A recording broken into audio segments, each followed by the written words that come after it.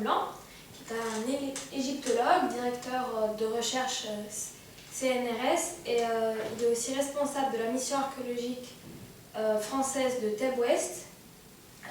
Mais aujourd'hui, il va plutôt nous parler des vestiges d'une école pharaonique qu'on a trouvée au Ramesséum. Bonjour. Donc déjà, est-ce que vous pourriez nous expliquer précisément ce que c'est que le Ramesséum?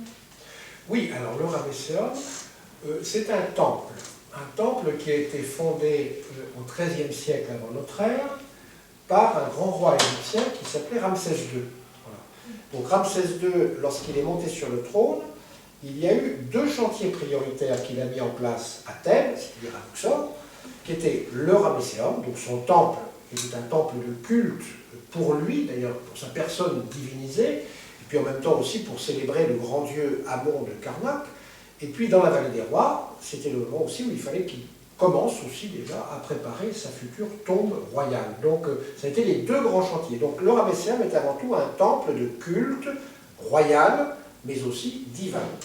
Et ce temple, il y a donc un monument qui est en pierre de grès, et puis tout autour de ce temple, finalement, il y a tout un ensemble de dépendances qui fonctionnaient avec ce temple et qui sont les quartiers administratifs et économiques. Et on voulait vous demander aussi pourquoi il y avait une école dans un temple. Alors dans les temples égyptiens, il faut savoir qu'il y avait toujours des institutions scolaires, parce que c'était aussi un petit peu des milieux dans lesquels on allait former finalement les jeunes générations. Alors il faut savoir qu'au Ramesséum, comme d'ailleurs dans un temple comme celui de Karnak ou comme celui de Luxor, et bien d'autres d'ailleurs, eh bien, il y avait des institutions où on préparait finalement des enfants au futur métier de scribe, parce que la connaissance de l'écriture était absolument essentielle si on voulait par la suite faire une carrière dans l'administration égyptienne. On ne pouvait pas prétendre à devenir finalement un fonctionnaire si on ne possédait pas la possibilité d'écrire. Donc il y avait des écoles, et puis bien entendu, lorsqu'on était capable d'écrire, lorsqu'on avait même parfois une vocation, eh bien on pouvait partir après vers d'autres grands centres qui étaient plutôt alors des sortes d'universités, qui étaient des centres d'excellence, où là on allait permettre de pouvoir, disons, parfaire à la connaissance finalement d'un élève, afin d'en faire un médecin, un diplomate, ou éventuellement un grand sculpteur, etc. Donc il y avait tout un ensemble de métiers qui étaient possibles d'apprendre, mais il fallait d'abord commencer déjà par un enseignement qui était celui de pouvoir posséder l'écriture afin de devenir scribe. Et cette école, du coup, qui pouvait y aller? Enfin, garçon, fille, riche, pauvre? Alors, dans le cadre d'un temple comme le Ramesséum, il faut savoir que, vous savez, un monument comme le Ramesséum, un temple comme cet édifice-là, c'est un ensemble où il y avait tout un personnel qui travaillait. Il y avait beaucoup de fonctionnaires qui étaient là. Il y avait ceux qui géraient tous les cultes qui étaient célébrés tous les jours. Donc il y avait des prêtres, des grands prêtres. Il y avait aussi, bien entendu, tout un personnel qui était plus administratif, donc qui gérait un petit peu la comptabilité de toutes les denrées qui arrivaient, parce qu'il y avait évidemment des provisions qui arrivaient dans les magasins du temple. Par exemple, il y avait du blé, il y avait de l'huile, il y avait du miel, il y avait tout un ensemble de choses qui arrivaient. Donc ça, il y avait des comptables qui devaient gérer tout ça, il y avait des responsables qui devaient bien entendu contrôler l'arrivée de toutes ces denrées qui très souvent d'ailleurs provenaient de loin, n'étaient pas toujours produites sur place. Ça venait des domaines finalement de la couronne royale, donc les domaines du roi, des domaines de la reine, des domaines des enfants royaux, etc. Donc tout ça convergeait vers le temple. Et donc il y avait là tout un personnel qui devait gérer ce temple sur le plan administratif, sur le plan religieux et sur le plan économique. Et puis il y avait aussi, bien entendu, donc tout ce personnel-là avait très souvent des enfants, des petits garçons, des petites filles. Et ces enfants-là, eh bien, étaient éduqués dans le contexte du temple. C'est-à-dire que, finalement, dans chaque temple, il y avait finalement une institution scolaire, ce que d'ailleurs les anciens Égyptiens appelaient le père-anre. Le père-anre, c'est la maison de vie. C'est la maison de vie. C'est ainsi qu'on désignait l'école dans l'Égypte ancienne. La maison de vie, c'est l'école. Alors, il est vrai que cette maison de vie, elle était surtout réservée aux enfants qui étaient ceux des fonctionnaires qui travaillaient dans le temple. Voilà. Alors c'était plutôt d'ailleurs des petits garçons que des petites filles, parce que les petites filles étaient très souvent plutôt à la maison, avec la mère, hein, donc elles avaient d'autres tâches à apprendre. Ça ne veut pas dire qu'on ne leur permettait pas de pouvoir écrire, etc. Elles pouvaient recevoir un enseignement peut-être à la maison, mais dans le contexte des écoles, généralement, il faut savoir que c'était plutôt les garçons, parce que c'était ceux qui allaient s'engager vers des métiers qui étaient des métiers finalement qui étaient surtout réservés à des hommes, en fait. Hein. Voilà. Et comment fonctionne l'école? Il y a des matières, il y a des heures, il y a des cours. Alors bien sûr, d'après la découverte que l'on a pu faire au Ramesséum, on s'est rendu compte que finalement le matériel qui a été retrouvé dans cette école montre qu'il y avait des enseignements qui étaient surtout d'abord, qui s'adressaient à des enfants qui devaient d'abord commencer à apprendre un certain nombre de choses. Il fallait d'abord apprendre à écrire. Donc on a retrouvé des cahiers d'exercices. Alors ces cahiers d'exercices, très souvent, eh bien, ce sont des tessons, vous savez, de poterie qu'on utilisait, puis il n'y avait pas sur un papier, hein, donc on travaillait sur des éclats de poterie, ou bien même sur des éclats de calcaire ou de pierre, qui permettaient de pouvoir graver, de pouvoir dessiner avec un roseau à l'encre, finalement, dessiner. Alors, très souvent, on commençait d'abord par une écriture qui était l'écriture hiératique. Alors, vous savez, dans l'Égypte ancienne, il y avait 3 écritures. Hein, il y a une langue, mais 3 écritures. Il y a l'écriture hiéroglyphique. Ça, c'est ce qu'on appelle l'écriture sacrée. C'est celle qu'on va voir reproduite notamment sur les temples, sur les parois des temples. Il y avait l'écriture qui était surtout utilisée, si vous voulez, pour tout ce qui était l'administration, mais parfois aussi d'ailleurs même des papyrus, hein, des documents funéraires, etc. Ce qu'on appelle le hiératique. Le hiératique, c'est une cursive, finalement, une simplification de l'écriture hiéroglyphique. Et puis le démotique, alors qui apparaît un petit peu plus tard, qui est une écriture encore une autre cursive, encore beaucoup plus simplifiée, finalement, de l'écriture hiératique. Donc voyez-vous, il y avait ces 3 écritures. Alors ce qui est intéressant, c'est que d'abord, on enseignait l'écriture hiératique, parce que c'était celle qu'on utilisait le plus, bien entendu. Donc vous avez formé des garçons qui allaient devenir peut-être par la suite des gestionnaires. Ils allaient peut-être être comptables, ils allaient peut-être travailler dans l'administration du temple. Donc il fallait déjà qu'ils connaissent bien l'écriture hiératique. Alors il y avait un manuel, pour ça il y avait des manuels, hein, on apprenait l'écriture avec des manuels, il y avait des copies, etc. Alors c'était la kémite. La kémite c'était une sorte de recueil, si vous voulez, où on avait des modèles de lettres, on avait tout un ensemble de signes comment pour les dessiner correctement, etc. Donc on allait passer un certain temps déjà à écrire, composer des lettres, les dessiner. Puis une fois qu'on les connaissait bien en écriture hiératique, on allait se mettre aussi au hiéroglyphique, donc à l'écriture sacrée, en disant que peut-être, finalement, ce jeune, s'il écrit bien les hiéroglyphes, peut-être qu'un jour il pourra les dessiner, les peindre par exemple sur une paroi de temple, ou même les graver éventuellement. Alors donc, on travaillait à l'écriture, on travaillait bien sûr aussi au dessin, il fallait apprendre le dessin, c'était très important, parce que le dessin c'était aussi une matière dont on avait utilisation, surtout quand on allait décorer une tombe, ou éventuellement même décorer un temple, passer par le dessin, et puis après ça la sculpture. Donc au moins il y avait 3 matières qui étaient enseignées dans cette école du Ramesséum: l'écriture, le dessin et la sculpture. Donc ça correspondait un petit peu aussi aux besoins que l'on allait pouvoir ensuite avoir finalement de ces enfants qu'on allait former, et qui allaient très souvent peut-être prendre la succession un jour de leur père dans le contexte des charges qui étaient celles du temple. Et du coup, il y avait beaucoup d'enfants qui allaient à cette école et qui devenaient comptables. Alors, beaucoup, ça c'est très difficile à dire, parce qu'on ne peut pas donner un nombre. Hein. On sait qu'il y avait un personnel qui était assez important dans le contexte d'un temple comme celui de Ramsès II. Il y avait certainement quelques centaines de personnes qui devaient travailler. Alors, est-ce que tous avaient des enfants? Ça, on ne sait pas. Et puis, combien d'enfants vraiment étaient destinés pour aller à l'école sur ce nombre-là, ça, on ne le sait pas vraiment non plus.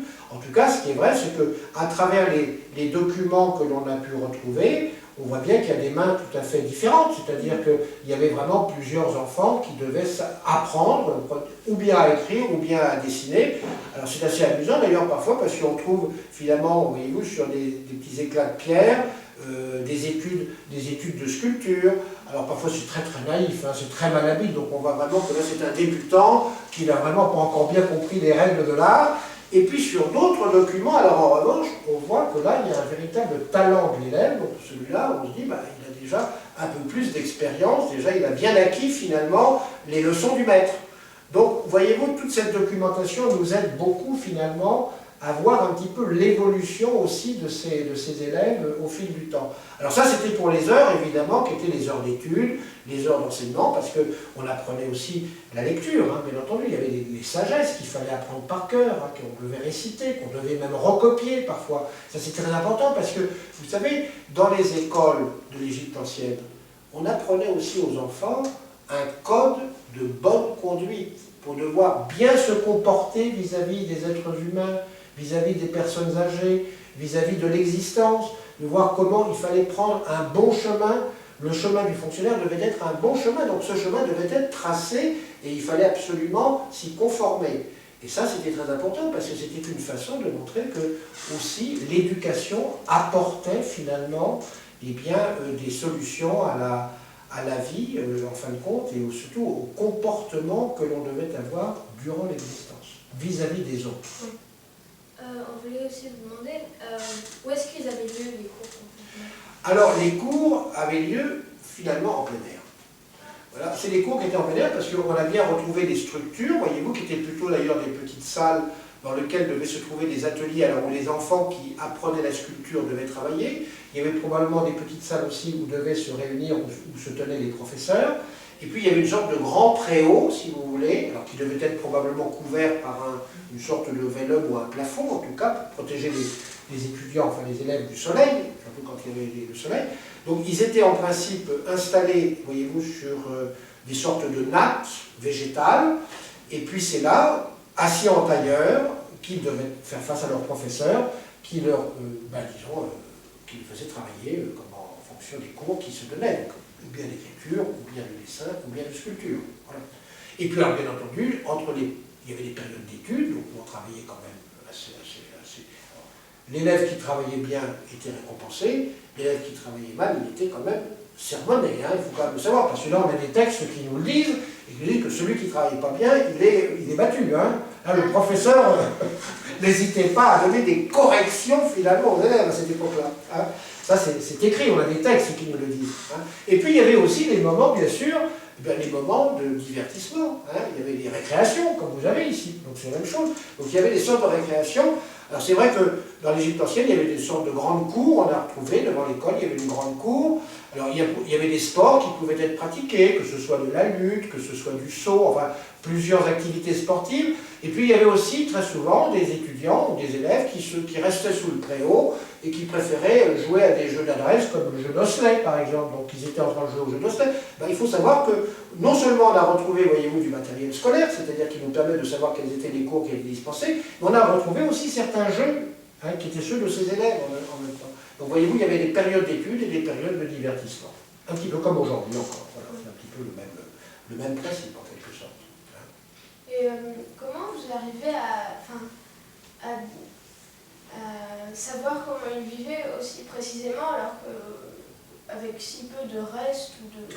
Bah, si peu de reste, c'est pas si peu de reste parce que quand on regarde bien tout le matériel, vous savez déjà, pour pouvoir dire que là c'était une école qu'on avait retrouvée, c'est pas facile à dire ça parce qu'on a quelques murs évidemment qui sont ruinés, des briques, parce que c'était une école construite avec des murs en briques de terre crue, bon, avec des sols qui étaient très souvent d'ailleurs soit des sols dallés ou alors encore qui étaient tout simplement damés, c'est-à-dire de la terre, vous savez, qui était compactée, et puis qu'on avait bien tassé pour en faire un sol, bon, parfois avec des nattes végétales.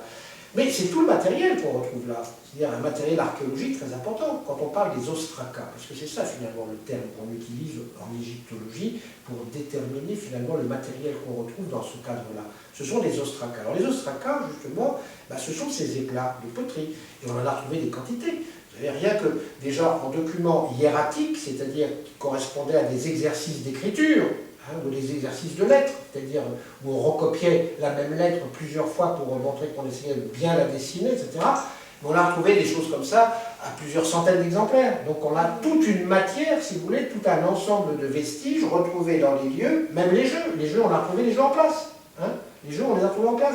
C'est-à-dire que tous ces éléments-là montre, si vous voulez, qu'on est face à un contexte archéologique qui est bien identifié par le contenu qu'il renferme. Donc c'est-à-dire tous les objets qui ont été retrouvés là, des encriers, on a retrouvé des encriers, avec encore des couleurs, de l'encre noire à l'intérieur ou de l'encre rouge, qui était l'encre du professeur, celui-là, parce que c'était pour faire les corrections des épreuves aussi, parce que le professeur regardait bien sûr les copies que les élèves recopiaient, enfin les textes qu'ils recopiaient, et puis s'il y avait des erreurs, c'était souligné en rouge, à ce moment-là, on montrait que là, il y avait des fautes, etc. Donc on a tous ces éléments-là ont été retrouvés dans le contexte de cette école. Donc là, on a pu dire, là, finalement, alors, ce qu'on savait aussi, et ça c'est important, c'est que, vous savez, quand on travaille sur un monument comme le Ramesséum, comme un temple, on sait qu'il y a un personnel, je vous dis qu'il y a tout un personnel qui était en place. Et ce personnel, c'est un personnel local qui habitait la région. Et quand ces gens-là sont morts, ils ont été enterrés dans la montagne thébaine. Et nous connaissons leur tombe. Leur tombe est entièrement décorée. Alors cette tombe nous montre les visages de ces personnages, nous donne toute une série de textes avec ce qu'ils faisaient de leur vivant. Donc on sait que par exemple un certain Amenouassou et son père Samout, par exemple, c'était des noms qu'ils avaient, qu'on a retrouvés dans leur tombe, eh bien, étaient scribes du père An du Ramesséum. Scribes du père An du Ramesséum. Une indication très importante. Qu'est-ce que ça nous dit? Scribe du père An, c'est-à-dire scribe de la maison de vie, c'est-à-dire scribe de l'institution d'enseignement du Ramesséum. C'est-à-dire qu'on a retrouvé non seulement l'école, mais on a même les professeurs qui enseignaient dans cette école. Donc ça c'est intéressant, parce qu'on met un petit peu là les hommes, on remet les hommes un petit peu dans leur contexte d'activité qui était le leur à l'époque de Ramsès II. Donc voyez-vous, ça c'est tout à fait important. Est-ce qu'il y avait une sorte de, à partir d'un certain nombre d'années qu'on passe à l'école, on va arrêter d'aller à l'école et on va travailler, ou c'était... Alors justement, là c'est pas toujours facile à établir le cursus. C'est-à-dire que là c'était une école, si vous voulez, où on commençait, c'était des rudiments qu'on apprenait, hein, je vous le disais, hein, voyez-vous, on apprenait à lire, à écrire, à dessiner, à sculpter, tout ça. Et alors c'est vrai que une fois qu'on avait reçu cet enseignement, à compter aussi, parce qu'il fallait bien compter, bien entendu, il y avait donc des ostracas aussi de comptabilité, en tout cas de calcul. Et quand on avait appris toutes ces bases-là, en fonction évidemment de l'élève, s'il avait des capacités, ben, on pouvait l'orienter vers d'autres établissements. Alors dans ce cas-là, il allait peut-être quitter Luxor, ou peut-être quitter en tout cas son école de base, pour aller vers un centre d'excellence. Alors ces centres d'excellence, on les connaît surtout dans les grands temples qui existaient. Alors il y en avait un, bien sûr, certainement à Karnak, dans le grand domaine d'Amon de Karnak, il devait y avoir un centre d'excellence qui formait à des métiers qui étaient des métiers prestigieux, bien entendu, comme celui de théologien, hein, devenir théologien, grand prêtre, etc. Ça nécessitait quand même la connaissance de textes sacrés, de textes qui étaient des textes religieux très importants, etc. Donc ça, c'était quand même des compétences qui pouvaient être réservées à des jeunes qui avaient de véritables vocations. Alors ceux-là, évidemment, partaient vers des centres d'excellence. Il y en a d'autres qui préféraient aller vers des carrières de médecins. Bon, ben, dans ce cas-là, on avait à travers l'Égypte tout un ensemble de centres d'excellence, très souvent dans les grands temples d'Égypte, que ce soit à Luxor, mais que ce soit aussi à Memphis, que ce soit à Bubastis, dans des grandes métropoles de l'Égypte ancienne, où il y avait des temples très importants, où il y avait des cultes qui étaient célébrés pour des divinités qui étaient considérées comme des divinités très très importantes du royaume. Là, il y avait des centres d'excellence. Et c'est là où on formait évidemment des jeunes qui venaient parfois de ces écoles, qui étaient des écoles un peu primaires, qu'on allait finalement leur apporter des enseignements supplémentaires et qui allaient déboucher vers de très très belles carrières, comme je vous dis, qui pouvaient être des carrières de médecins. On sait qu'à Bubastis, il y avait même des vétérinaires qu'on préparait à Bubastis. Hein. Il y avait une école de vétérinaires où on enseignait finalement, on éduquait finalement des jeunes finalement à soigner les animaux. Bon. Donc, voyez-vous, il y avait toutes ces carrières possibles qui se dessinaient finalement pour ces enfants, mais ça c'était en fonction de leur vocation. Certains d'entre eux allaient rester finalement sur place, et puis le jour où leur père venait à disparaître éventuellement, ils prenaient le relais pour travailler, donc dans ce cas-là, gérer les aspects qui sont plus économiques, administratifs ou comptables finalement au sein même du temple dans lequel ils avaient été élevés en quelque sorte, puisqu'ils allaient faire toute leur éducation au Ramesséum. Voilà. Et quelle est votre première réaction quand vous faites une découverte comme celle-là? Ben, là, c'est tout à fait passionnant parce que le cas de l'école du Ramesséum, ça c'est tout à fait une chose importante. Voyez-vous, dans les musées, aujourd'hui, on a, je ce soit au musée du Louvre, que ce soit dans les grands musées internationaux comme à Berlin, comme en Italie, à Turin, etc., on a des collections égyptologiques extraordinaires, même au Caire, le musée du Caire. Quand on regarde les collections du musée du Caire, on a de très très belles choses, et notamment, on a beaucoup d'objets qui viennent d'écoles. On le sait, parce que les objets eux-mêmes le disent. Hein, on voit très bien ce qu'ils représentent, etc. Et on se dit, tiens, ça c'est un matériel scolaire. Oui, bien sûr, c'est un matériel scolaire. Mais où est l'école? Voilà. On a l'objet, on a le matériel de l'écolier, on a le matériel du scribe éventuellement, qui était le maître, finalement, qui assurait les enseignements, mais on n'a pas l'institution. Alors pour moi, évidemment, quand j'ai trouvé tout ce matériel en place au Ramesséum, je me suis dit, ça c'est formidable, parce que non seulement on a le matériel, mais on a l'institution qui est encore conservée, c'est-à-dire qu'on a toutes les structures architecturales d'une école dans l'Égypte ancienne. Alors ça c'est une très belle découverte archéologique, pourquoi? Parce que c'est la première fois que finalement, dans le contexte d'un temple, on retrouve une institution d'enseignement. C'est la première fois. Alors on sait qu'il devait y en avoir dans tous les temples, la seule chose c'est qu'on ne les a jamais retrouvés, véritablement. On a des matériaux qui sont conservés dans les musées, oui, bien sûr, mais on n'a jamais retrouvé finalement l'institution elle-même. Alors aujourd'hui, on sait qu'au Ramesséum, il y avait des quartiers comme par exemple les ateliers, là où travaillaient les artisans, il y avait les cuisines, les boulangeries, les économas, les intendances, et puis on a retrouvé l'institution scolaire, et on savait qu'elle existait, parce qu'elle nous était justement précisée par la tombe des professeurs. Les professeurs nous disaient qu'ils étaient scribes du Père Hans, de la maison de vie. La maison de vie, je vous disais tout à l'heure, la maison de vie, c'est l'école, ou c'est l'institution scolaire, c'est là où on enseigne, finalement. Bon. À partir du moment où on savait qu'il y avait des professeurs qui étaient rattachés à l'école du Ramesséum, il s'agissait de trouver l'école du Ramesséum. On l'a trouvé aujourd'hui, donc ça, c'est une grande satisfaction sur le plan archéologique, parce que non seulement on a le matériel des élèves, mais on a aussi l'institution elle-même. Et est-ce que vous soupçonnez qu'il y ait peut-être aussi des écoles qui sont hors des temples? Alors, il pouvait y en avoir hors des temples aussi, ça je pense. Et vous avez raison de soulever cette question parce qu'on s'est rendu compte qu'à Tel El Amarna, c'était il y a très longtemps, hein, c'est dans les années 40, eh bien, on a un archéologue qui travaillait sur le site qui a retrouvé des briques de terre crue estampillées avec la mention de Père Or. Et là, on est à l'extérieur d'un temple. C'était un matériel qui a été... Alors, on n'a pas retrouvé toute l'institution, on n'a retrouvé que quelques briques, si vous voulez, qui étaient en place quand même, qui étaient in situ, donc ce qui montre bien que c'était des éléments qui appartenaient à un édifice qui avait en très grande partie disparu, mais dont il restait quelques briques et qui étaient estampillées avec la mention de Père An. Donc, cette école-là, apparemment, elle était hors du temple. Donc, il devait y avoir quand même aussi des écoles hors du temple. Et du coup, à partir de maintenant, vu que vous avez fait cette découverte, est-ce que vous allez commencer à chercher du coup vers les autres temples pour voir s'il y a aussi d'autres écoles? Ben, je sais qu'il y en a dans d'autres temples. La seule chose, c'est que ce n'est pas moi qui travaille dans ces temples-là, ce sont d'autres collègues. Et c'est aux collègues à ce moment-là de mener leurs recherches, hein, de pouvoir... Alors on discute avec eux, on essaie de leur faire comprendre que tiens, ils ont un matériel qui c'est quand même tout à fait en relation avec une école, donc il faut qu'ils fassent très attention quand ils vont dégager tel ou tel secteur, parce qu'ils pourraient très bien justement retrouver les vestiges d'un établissement. Mais là, c'est pas moi qui peux faire la fouille, c'est eux, parce qu'ils sont sur leur possession archéologique. Hein. On a quand même des secteurs qui sont déterminés, on ne peut pas prendre en charge tous les sites archéologiques d'Égypte. Ça serait beaucoup. Depuis quand vous cherchez cette école? Je recherche, on a fait d'abord une enquête un petit peu sur tous les fonctionnaires qui étaient en poste au Ramesséum à l'époque de Ramsès II. Bon.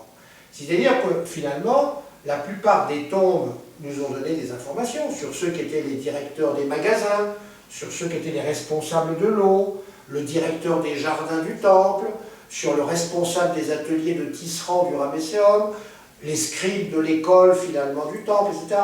Alors vous savez, quand on organise des fouilles, il faut le faire de manière quand même très systématique. Hein. Donc on commence par un endroit et puis on finit par un autre endroit, mais il faut le faire progressivement. Alors quand on regarde bien, au Ramesséum, on a commencé à travailler dans tout un secteur du temple qui était le secteur sud, au niveau des dépendances. On a commencé à travailler par exemple dans les ateliers du temple, etc. Donc là on avait aussi tout un matériel qui est en relation avec les ateliers, finalement, là où on travaillait les tisserands, où on travaillait les orfèvres, où on travaillait les tailleurs de pierre qui faisaient des vases en pierre, par exemple. On a trouvé tous les instruments qui travaillaient. Bon. On a retrouvé aussi les cuisines et les boulangeries. Bon, et là, on avait la tombe d'un certain Nartamon, qui était le directeur des cuisines et qui gérait tous les hôtels du temple. Donc ça, c'était, voyez-vous, on a retrouvé petit à petit tous ces personnages-là avec le contexte où ils travaillaient. On a retrouvé aussi le directeur des jardins du temple, etc. Et là, l'école est arrivée petit à petit dans les recherches, progressivement, on a retrouvé l'école. Voilà, à partir du moment où on avait retrouvé l'école, on savait qu'elle était en relation avec Samout et avec Amel Ouassou, qui étaient donc deux des professeurs, et ce n'étaient pas les deux seuls, il y en avait plusieurs autres, hein, on en connaît d'autres, mais en tout cas, ces deux-là étaient bien connus pour être attachés à l'école du temple. Voilà. Et ça met, à partir du début, ça met combien de temps pour faire ce genre de découverte? Enfin, ça vous a mis combien de temps pour tout découvrir, tout déblayer, tout ça? Alors, bon, vous savez, ça fait aujourd'hui, quand on regarde bien le Ramesséum, nous y travaillons maintenant depuis 25 ans. Alors, quand je dis 25 ans, il faut nous entendre. Vous savez que les missions archéologiques, sur un site archéologique, hein, comme le Ramesséum, on n'y travaille pas toute l'année, parce qu'il faut avoir des gros moyens financiers. Si on devait y travailler toute l'année, je suppose qu'il y a beaucoup de personnel, il y a 150 ouvriers, il y a des inspecteurs, il y a des restaurateurs, il y a tout ça, donc ça coûte très très cher une mission archéologique. Donc il faut savoir qu'on est sur des périodes qui généralement ne dépassent pas 3 mois de recherche sur le site. 3 mois. Alors il est vrai que si on a commencé il y a 25 ans et qu'on regarde aujourd'hui, en gros, on a travaillé en continu, si on fait le continu, 6 ans. Ben, en 6 ans, on a fait quand même un très beau travail finalement sur ce site. On a quand même bien avancé. On a découvert beaucoup de choses puisqu'on a identifié les ateliers, on a identifié les cuisines et les boulangeries, les intendances et les économas, on a identifié l'école, on a pu dégager et restaurer le palais royal de Ramsès II. On a trouvé quand même tout un ensemble aussi de magasins dans lesquels on sait qu'était entreposée par exemple l'huile d'olive ou même le vin. Donc voyez-vous, petit à petit, on est en train de reconstituer un petit peu la façon dont fonctionnait ce temple, et on a même retrouvé aussi un secteur dans lequel devaient être logés peut-être les prêtres qui étaient en fonction dans le temple. Alors c'était peut-être un bâtiment pour loger les prêtres, ou peut-être encore un bâtiment administratif. Là, on n'est pas sûr finalement de l'identification, parce qu'on n'a pas trouvé suffisamment justement de vestiges archéologiques à l'intérieur au moment de la fouille qui nous permettent de dire si c'est l'un ou si c'est l'autre. Donc il y a encore des choses à découvrir. Ah, bien sûr, bien sûr. Je pense qu'il y a encore des années de travail d'ailleurs, parce que là, on n'a pas exploré tout le site encore. Vous savez, le Ramesséum, avec ses dépendances, tous ces quartiers, c'est un site qui couvre à peu près 10 hectares. Vous voyez, 10 hectares, c'est quand même énorme. Hein. Donc, je veux dire qu'il faut le faire, surtout quand on doit travailler de manière systématique. Et une fouille systématique, c'est une fouille qui est très minutieuse, qui doit tenir compte d'un tas de choses, vous savez, parce que l'archéologue travaille, mais il a besoin aussi à côté de lui d'autres compétences parfois. Quand on est dans les cuisines, par exemple, du temple, bah, évidemment, on trouve des cuisines, c'est bien, mais les cuisines, elles livrent finalement des vestiges de graines, des vestiges d'ossements, parfois d'animaux, tout ça. Donc il faut qu'il y ait des compétences qui permettent d'examiner tout ça, c'est-à-dire des archéobotanistes, des archéozoologues. Donc on doit faire appel à des compétences autres, ce qui fait que, voyez-vous, ça doit avancer petit à petit, progressivement, si on veut vraiment ne rien laisser de côté. Et ça, c'est très important dans le cadre d'une fouille archéologique. Il faut pouvoir, autant que possible, rassembler le maximum d'informations avant de pouvoir se livrer à une interprétation. Est-ce que vous avez des questions? Non, merci, c'est très intéressant. Bon, merci beaucoup. Ben, je vous en prie.